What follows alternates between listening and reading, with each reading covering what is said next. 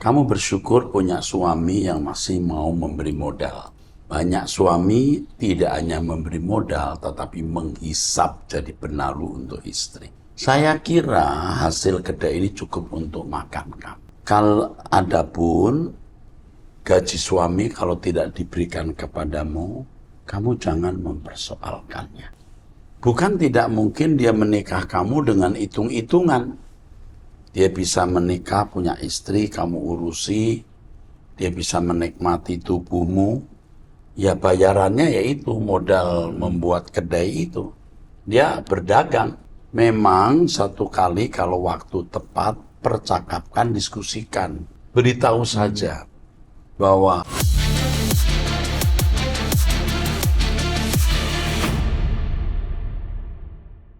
Shalom saudara, kembali kita mengikuti Abam. Ini masuk episode 1135. Saya didampingi oleh pendeta Dr. Edi. Mari kita mulai. Seorang wanita usia 62 tahun status menikah, tinggal di Sumatera Utara. Shalom Bapak Rohani, izin curhat ya Pak. Dalam 3 bulan ini ada 2 kali Bapak Eras datang dalam mimpi saya. Pertama, saya seperti datang ke satu tempat naik kendaraan, tapi saya tersangkut di atap rumah. Kebetulan Bapak Eras ada di bawah ruang itu mau pergi melayani. Waktu itu saya mau ikut tapi tidak bisa karena tersangkut di atap rumah. Kedua, saya bermimpi Pak Eras memakai baju putih, naik sepeda dan mengajak, ayo siapa yang mau ikut? Tapi saya tidak bisa ikut karena naik sepeda. Kira-kira apa arti mimpi saya itu ya Pak? Saya galau.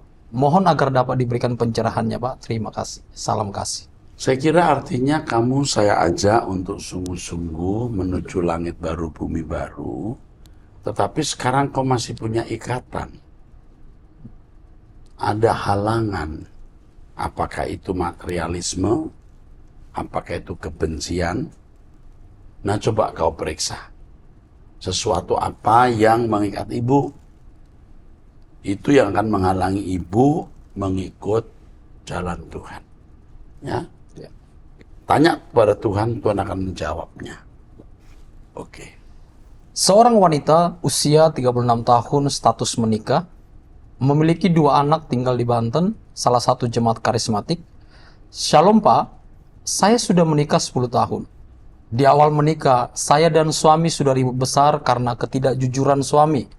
Ternyata sebelum menikah, dia mempunyai utang besar sampai kami harus jual rumah untuk menutupi utang tersebut. Masalahnya lagi adalah keluarga pihak suami selalu minta dan pinjam duit ke suami, tapi akhirnya kami berbaikan. Setelah beberapa tahun kemudian, keluarganya, orang tua dan adik-adiknya minta duit, pinjam duit, dan pinjam mobil terus untuk urusan yang tidak jelas. Sedangkan suami pelit pada rumah tangganya sendiri. Suami tidak memberi nafkah ke saya dan hanya saya yang bekerja mencukupi kebutuhan sendiri, termasuk rumah. Jika suami butuh uang, saya suka berikan. Bahkan biaya anak lahir, suami pakai kartu kredit dan saya yang bayar. Suami tidak pernah terbuka tentang pinjaman online. Kartu kreditnya pun pemakaiannya berlebihan dan tidak bayar. Sehingga utang menumpuk. Tapi kalau untuk keluarganya, selalu ada. Sedangkan kalau saya yang minta untuk sesuatu, bilangnya tidak ada. Kejadian terakhir adalah suami ketahuan chat di salah satu aplikasi online untuk berhubungan dengan perempuan lain. Melihat itu saya langsung jijik, meskipun kata suami mereka tidak jadi berhubungan. Lalu, ketika saya memberitahukan kepada ibunya, ibu mertua malah menghardik balik ke saya, sampai beliau memblokir WhatsApp saya dan tidak memarahi anaknya. Selama ini tabungan saya sampai habis untuk membantu suami saya, keperluan rumah dan keperluan lain. Tapi dari dulu sampai sekarang masalah selalu sama, yaitu keuangan, utang numpuk, dan juga keluarganya yang suka mengganggu keluarga kami. Ditambah suami kasar, suka memaki-maki, meneriaki saya, banting pintu, dan sekarang ini dia sampai melakukan hal yang sama, yaitu main perempuan. Saya berpikir untuk cerai Pak. Tapi saya juga bingung dengan kondisi anak-anak saya. Kasihan jika sampai broken. Apa yang harus saya lakukan Pak? Mohon pencerahannya, terima kasih. Kalau yang kamu ceritakan ini benar, sebab saya kan tidak ada di pihak suamimu. Saya mendengar dari pihak kamu. Kalau benar yang kamu ceritakan, memang dia bengkok. kamu susah hidup bersama dengan laki-laki ini. Pelit untuk keluarga, utang terus-menerus, kamu dimanipulasi dan dieksploitasi. Ini termasuk jahat. Jadi untuk sementara waktu, kalau memang mungkin, jangan keluar uang seperak pun untuk pria ini. Jangan sekali-kali bantu dia. Oleh kena judi online dan lain-lain, kamu tidak boleh bantu dia. Kamu sudah punya 2 anak, ini masalahnya. Jadi kalau cerai jadi masalah, anakmu akan kehilangan bapak. Tetapi juga saya harus beritahu, kalaupun bersama-sama dengan bapak model ini, anak-anakmu tidak mendapat contoh yang baik, malah rusak bisa-bisa. Jadi sementara yang kamu lakukan yang pertama, jangan membantu keuangan suamimu sama sekali. Yang kedua, jangan berhubungan dengan mertua yang menghardik kamu, WhatsApp-nya kamu diblokir, tidak usah kamu teruskan hubungan. Kamu diam saja. Ingat apa yang saya ajarkan, diam. Ya. Lalu yang ketiga, kamu jangan berpikir kalau anak-anakmu tidak punya bapak seperti dia lalu jadi broken home. Bisa sih, tapi kumpul dengan pria seperti ini pun anakmu tidak mendapat contoh yang baik. Ini sementara ya. Nanti kita lihat perkembangannya. Kami ikut doa pagi bersama saya mencari Tuhan, biar Tuhan yang bertindak. Suamimu itu jiwanya sakit, wataknya buruk, tidak dewasa, auban, keras kepala, dan susah berubah. Ya, tetapi kalau Tuhan pukul dia bisa bertobat, walaupun itu sulit. Ya, saya kira itu. Teruskan. Seorang pria usia 26 tahun, status belum menikah, tinggal di Sulawesi Tengah, salah satu jemaat Protestan dan juga jemaat GSKI online. Iya. Shalom Pak, terima kasih kepada Bapak Rohaniku atas pertanyaan Abam di edisi-edisi sebelumnya. Saat ini, saya kembali ingin bertanya terkait dengan kitab 1 Samuel pasal 16 ayat 14. Tetapi roh Tuhan telah mundur daripada Saul, dan sekarang ia diganggu oleh roh jahat yang daripada Tuhan. Yang ingin saya tanyakan, siapa roh jahat yang suka mengganggu Raja Saul setelah ia tidak lagi diperkenankan oleh Allah menjadi Raja Israel? Apakah memang roh jahat itu berasal dari Allah? Dan apa implikasi serta pesan yang bisa kita petik dari perikop itu, khususnya kita umat perjanjian baru? Terima kasih untuk buku Kenosis dalam bentuk PDF yang sekarang via email, yang dikirim via email. Bukunya sangat memberkati dan menambah wawasan akan pengetahuan Alkitab. Setelah membaca buku Kenosis, saya pribadi semakin serius untuk berkemas-kemas pulang menuju langit baru, bumi baru. Walaupun sulit, tapi saya tetap ingin berusaha. Berharap dapat dikirimkan lagi buku-buku lain untuk memperbanyak koleksi di lemari perpustakaan mini saya. Sekali lagi terima kasih Bapak Rohaniku dan tim yang melayani. God bless you. Oke.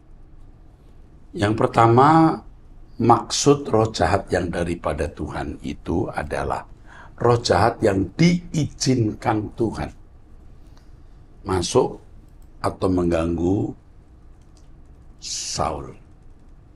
Sama seperti ketika Ayub dicobai. Itu roh jahat yang dari Allah, maksudnya yang diizinkan oleh Allah mencobai Ayub. Nah, implikasi serta pesan yang bisa kita petik adalah bahwa Tuhan mengizinkan kita mengalami pencobaan seperti yang dialami oleh Yesus. Itu yang pertama. Yang kedua, jangan sampai seseorang itu mendurhaka kepada Allah dan dikuasai kuasa jahat. Oke. Jadi ketika Saul masih taat dan dengar-dengaran, roh jahat tidak bisa ganggu dia. Tapi ketika Saul memberontak kepada Allah, mendurhaka kepada Allah, roh jahat bisa mengganggu Saul. Mengenai buku-buku, kami akan bantu mengirimkannya. Dan yang saya senang mendengar adalah dengan belajar kenosis bukan hanya memiliki pengetahuan tentang kenosis, tetapi makin sungguh-sungguh mencari Tuhan dan menujukan hidup ke langit baru, bumi baru. Ini mantap. Oke. Seorang wanita usia 45 tahun, status menikah, memiliki satu anak tinggal di Jawa Tengah, salah satu jemaat karismatik dan juga jemaat GSKI online. Shalom, salam kenal Pak Gembala. Ini pertama kalinya saya bertanya di Abam. Saya mengikuti Abam sejak episode yang puluhan. Saya menikah untuk yang kedua kali dengan seorang pria lajang yang usianya lebih muda 5 tahun dari saya dan dia tidak beragama. Dari Tiongkok. Dari Tiongkok. Pernikahan kami baru hampir 3 tahun dan tidak memiliki anak darinya. Pak, yang ingin saya tanyakan adalah apakah jika istri dibelikan tempat untuk usaha, saya berjualan makanan, untuk usaha suami tidak perlu lagi memberikan nafkah lagi tiap bulan untuk istri. Suami bekerja dan memiliki gaji 30 juta per bulan. Padahal penghasilan dari kedai makanan cuma cukup untuk keperluan bulanan seperti SPP anak, premi asuransi, cicilan handphone, dan kebutuhan anak saya. Saya pribadi tidak pernah beli apa-apa karena saya tidak suka boros dan hanya belanja keperluan modal untuk kedai saja setiap hari. Apakah saya tidak layak mendapatkan nafkah karena saya tidak melahirkan anak untuk dia? Apakah saya boleh bertanya pada suami soal gajinya? Mohon diberi pencerahan Pak Gembala Erastus Sabdono. Salam sehat selalu untuk Bapak yang sangat baik dan ramah namun tegas. Tuhan selalu menyertai Bapak. Amin. Kamu bersyukur punya suami yang masih mau memberi modal. Banyak suami tidak hanya memberi modal, tetapi menghisap jadi penaruh untuk istri. Yang pertama, kamu harus berusaha mencukupkan dirimu dengan hasil usaha kedai itu. Usahakan kedai itu bisa menjadi lebih besar. Saya kira hasil kedai ini cukup untuk makan kamu. Kalau adapun gaji suami kalau tidak diberikan kepadamu, kamu jangan mempersoalkannya. Ini akan menjadi bencana untuk hidup kamu. Jangan mempertanyakan gaji dia. Ya. Bukan tidak mungkin dia menikah kamu dengan hitung-hitungan. Dia bisa menikah, punya istri, kamu urusi. Dia bisa menikmati tubuhmu. Ya bayarannya yaitu modal membuat kedai itu. Dia berdagang. Ya mungkin ya tidak punya cinta yang proporsional seperti yang Tuhan ajarkan. Karena dia memang ateis. Jadi saran saya, kamu jangan mempersoalkan gaji dia. Jangan berharap dia memberikan tambahan. Ya, kamu berusaha sendiri. Sebab kalau kamu mulai minta tambahan uang, pasti dia ribut. Memang satu kali kalau waktu tepat, percakapkan, diskusikan. Kebutuhan, keuntungan kedai saya hanya cukup begini. Sampaikan itu. Tanpa tambahin dong, nggak usah. Beritahu saja bahwa keuntungan kedai hanya cukup untuk ini saja. Ya, saya kira itu. Ya, jangan persoalkan gaji suami dan jangan minta. Ya, begitu cukup ya. Teruskan. Seorang pria usia 27 tahun, status belum menikah, tinggal di Jawa Tengah, salah satu jemaat Protestan kesukuan. Ya. Salam Pak Pendeta, izin bertanya. Saya menjalin hubungan dengan perempuan usia 47 tahun dan statusnya janda 3 anak. Permasalahannya, orang tua saya tidak setuju dengan hubungan kami. Di sisi lain, kami sudah saling mencinta dan berat untuk melepaskan. Usaha kami hanya bisa berdoa minta pertolongan terbaik dari Tuhan. Menurut Bapak, apa yang harus saya lakukan? Saya bingung dan bimbang jika disuruh untuk memilih antara orang tua dan pasangan. Karena berat untuk melepaskan salah satu. Terima kasih Pak, Tuhan memberkati. Beda umurmu itu 20 tahun. Kalau suatu hari dia usia 70 tahun, sudah nenek-nenek, kamu masih gagah. kamu pasti dianggap anaknya. Sekarang mungkin tidak terlalu kelihatan karena dia masih segar ya, usia 47. Beda 20 tahun itu anak dan ibu loh. Banyak wanita umur usia 18 sudah punya anak, 17 tahun sudah punya anak, bahkan 16 tahun. Jadi beda antara anak dan ibu itu 16 tahun. Ini 20 tahun. Dan saya mau beritahu kamu pegang ucapan saya, suatu hari kamu akan menyesal kalau kamu menikah dengan wanita ini. Saya merasa jiwamu itu sakit. Kamu orang yang tidak sehat dalam kejiwaan. Sampai kamu bisa jatuh cinta dan menjalin hubungan dengan perempuan usia 47 tahun. Ini sudah tidak beres. Bukan hanya kasihan kamu, kasihan dia juga. Sekarang kamu masih masa pacaran, ya. Mungkin juga bisa saja terjadi hubungan badan. Karena dia wanita yang sudah pernah menikah dan butuh. Sedangkan kamu pria yang masih kuat-kuatnya dengan libido. Ya. Dan itu sudah bisa menjadi ikatan, seakan-akan kamu tidak punya kebahagiaan selain dia. Kalau sudah hubungan badan apalagi. Ya, saya tidak menuduh ya, kalau sudah ada hubungan badan, kamu akan makin terikat seperti narkoba. Apalagi dengan wanita yang sudah punya 3 anak, wah dia bisa melayani dengan baik. Dan itu menjadi ikatan. Lalu wanita ini juga menurut saya bukan wanita yang sehat jiwanya. Dia tidak jahat, tapi jiwanya tidak sehat. Kok bisa loh menjalin hubungan dengan pria di usianya berapa? 27 tahun. 20, enggak, ya, bedanya 47, beda 20 tahun. 20 tahun. Mungkin bedanya pria ini dengan anak-anakmu cuma berapa tahun? Iya. Iya. Kalau kamu punya anak usia 18, 19, 20 tahun, itu seperti kakak adik dengan anak-anakmu. Dengan anak ini. Sebaiknya kamu tidak melanjutkan hubungan itu. Kasihan dia.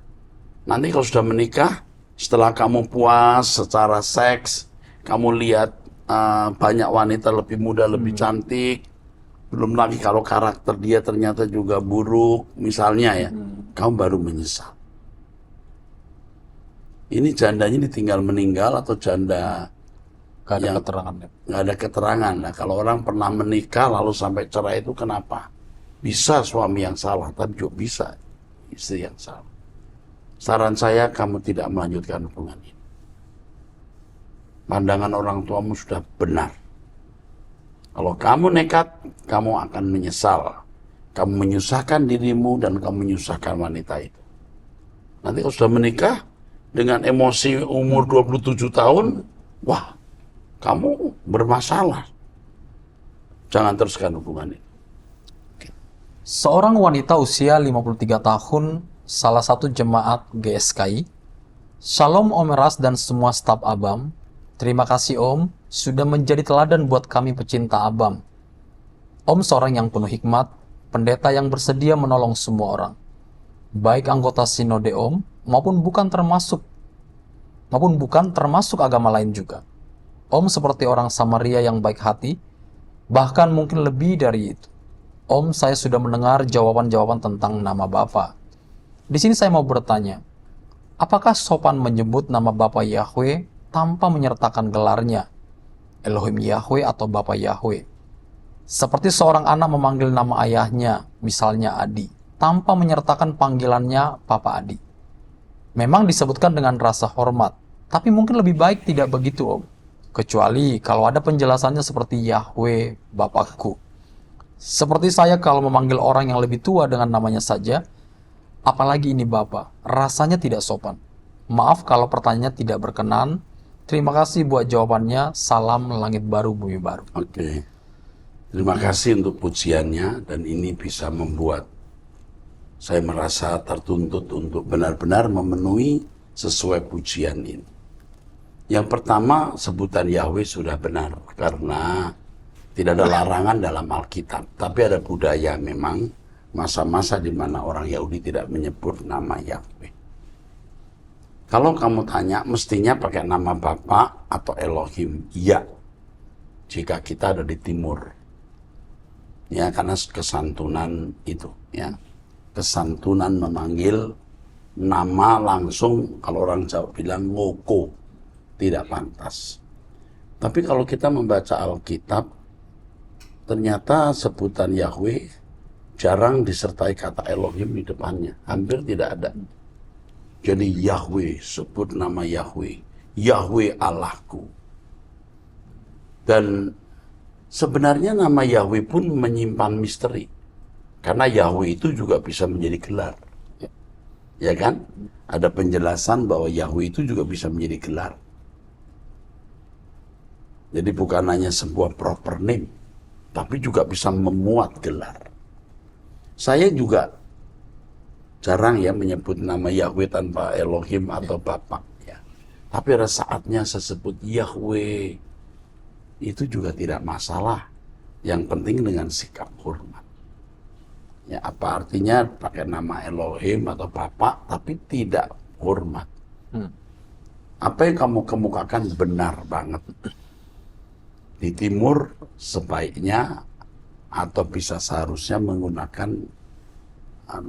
tambahan nama Elohim atau Allah atau Bapa. Tetapi itu tidak mutlak. Oke, karena nama Yahweh bisa memuat gelar satu-satunya yang dimiliki oleh Allah pencipta langit dan bumi. Nah, menurut risalah, artefak, buku, arkeologi ditemukan itu. Nama Yahweh itu ternyata memuat ya, rahasia di mana di dalamnya termasuk sudah merupakan gelar. Oke, cukup. Tapi ini nanti saya bahas khusus pada waktu saya menjelaskan mengenai Yahweh. Ya, oke, teruskan. Seorang wanita usia 50 tahun tinggal di Kepulauan Bangka Belitung. Shalom Pak Eras, kemarin saya baru tiba antar anak saya masuk asrama putra. Saya mau share dan bertanya sedikit Pak. Terpujilah Tuhan karena pada hari Sabtu, 13 Juli saya bisa onsite 2 pagi di Kebun Jeruk bersama anak saya. Asal Pangkal Pinang yang akan bersekolah di ECHS. Tentunya mereka duduk di barisan tersendiri Pak. Ya, Ecumenical Christian High School. Saya melihat ini, anak-anak SMA ECHS, ada belasan jumlahnya ikut berdoa. Tinggi-tinggi badannya. Ya benar Pak. Lebih tinggi dari mahasiswa STT Ekumen. Lebih tinggi dari saya, tinggi-tinggi mahasiswa. Anak-anak ini. Terus. Terima kasih banyak atas perhatian Bapak kepada anak-anak. Saya bisa tenang kembali ke Pangkal Pinang karena anak kami telah didampingi orang-orang yang tepat. Dari sejak sampai di asrama, anak saya merasa nyaman. Hingga anak saya bilang, Mama tidak usah ke asrama lagi. Saya baik-baik saja kok, Ma. Saya diusir-usir, Pak. Dalam hati saya berkata, oke nak, siap. Mama kembali ke Pangkal Pinang dan kerja keras demi kamu. Pak Eras, beberapa orang tua murid dan teman, mereka keluarga mampu dan anak-anak mereka pintar-pintar, sangat antusias dengan ECHS, dan mereka meminta agar saya foto sekolah dan asramanya. Apakah boleh Pak? Dan siapa yang bisa saya hubungi? Sudah dihubungi ke Miss atau Mrs. Michelle ya. Oke, terus? Tentu YouTube Doa Pagi 13 Juli juga akan saya share kepada mereka, karena sesudah khotbah Bapak menceritakan perihal ECHS, dan perhatian Bapak yang sangat tulus. Jika boleh Pak, saya ingin datang ke ECHS dan juga ke asramanya. Minta tolong ya Pak, semoga diizinkan. Oh, diizinkan. Jadi begini, kita itu punya asrama untuk mahasiswa.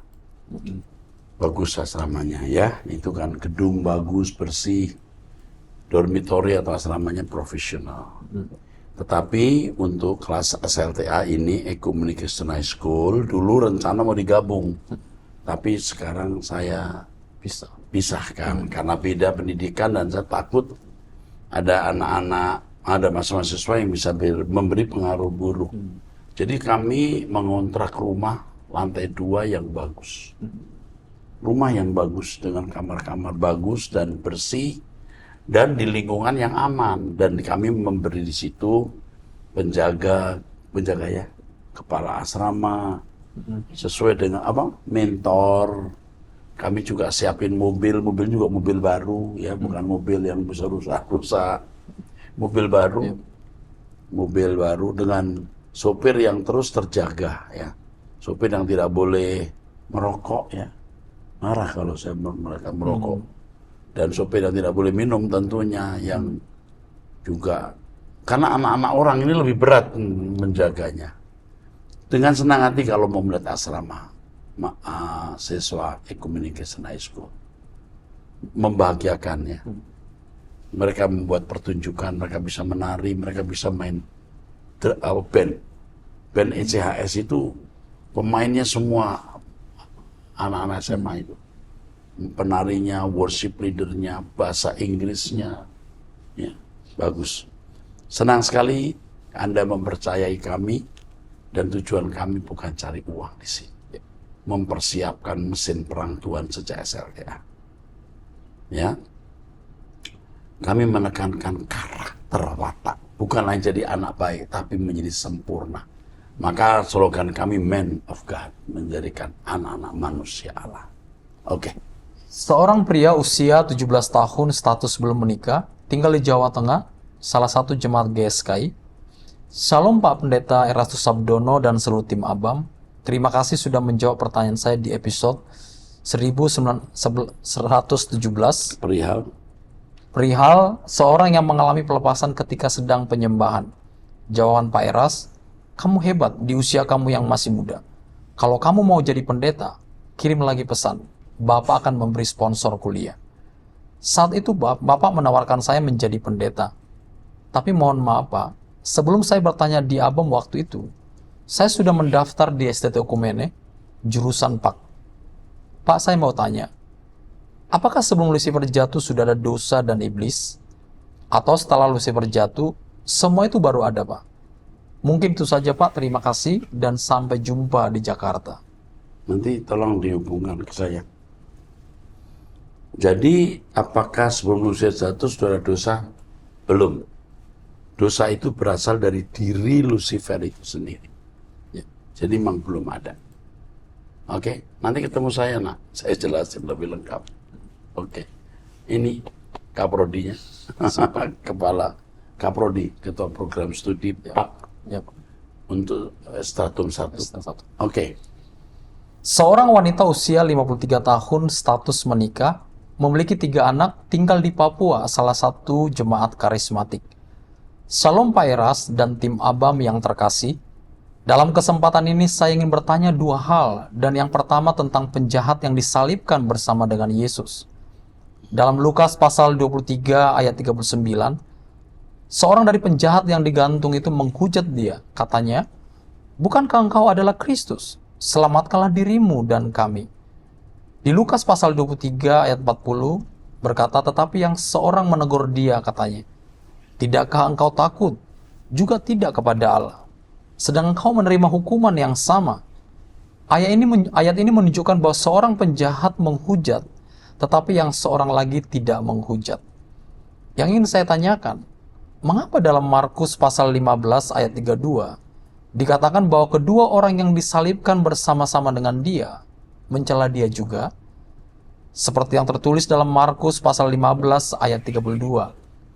Baiklah Mesias, Raja Israel itu, turun dari salib itu supaya kita lihat dan percaya. Bahkan kedua orang yang disalibkan bersama-sama dengan dia mencela dia juga. Pertanyaan kedua, siapakah yang dimaksud dengan kata kita? Dalam Kejadian pasal 1 ayat 26 dan Kejadian pasal 3 ayat 22. Terima kasih Pak Eras, Tuhan Yesus memberkati. Kita melihat Injil itu justru murni tulisan dari orang-orang yang menjadi saksi. Jadi bukan dikarang. Dengan adanya perbedaan data si A, si B, itu menunjukkan bahwa mereka masing-masing punya perspektif, punya sudut pandang. Di Alkitab Perjanjian Lama juga kita menemukan diferensiasi atau perbedaan data dari si A, si B. juga seperti orang gila di Gadara yang satu berkata dua, Injil yang lain berkata satu. Nah, ini menunjukkan bahwa benar-benar itu sumber yang tidak dikarang-karang atau tidak ditulis. Perbedaan data ini pasti tidak prinsip. Pasti tidak prinsip. Jadi ketika menulis, si penulis ini melihat kejadian, bisa salah karena manusia. Karena manusia bisa tidak tepat dalam menulis atau menangkap data yang ada. Tetapi pasti perbedaan seperti ini tidak prinsip. Ya, nanti saya cek lagi bahasa aslinya. Ya, apakah benar-benar demikian atau mungkin penerjemahannya kurang tepat. Oke, itu. Tapi jawaban ini penting sekali bahwa Alkitab itu yang penting bukan perkatanya, tapi message, berita intinya. Ya, jadi nggak boleh, maksud saya tidak perlu dipersoalkan hal yang tidak prinsip. Jadi bukan dikarang-karang, lalu yang kira-kira mendukung ditulis, nggak mendukung dibuang. Abraham menghampiri Hagar itu kegagalan, ditulis. Daud berzina, ditulis. Jadi faktual semua. Oke. Nah, di perjanjian lama perbedaan-perbedaan seperti justru banyak. Ada jumlah kuda Salomo sekian, di tempat lain jumlahnya beda. Tapi pasti tidak prinsip. Lalu mengenai kata kita di Kejadian 1:26, Kejadian 3:22, ini saya jelaskan panjang lebar. Tolong diberi PDF. Kata kita ini ada kan? Dalam buku saya Monoteisme dan Logos ada. Jadi kita di Kejadian pasal 1 ayat yang ke-26, ini pasti bala tentara Allah. Makhluk-makhluk surgawi yang menyertai Allah. Ya, kalau Kejadian 3:22, sekarang manusia sudah menjadi seperti salah satu di antara kita, itu kerubim. Yang punya kehendak bebas, yang bisa memberontak kepada Allah. Oke, cukup di Abam episode ini. Kita akan lanjutkan di episode yang akan datang. Tuhan memberkati.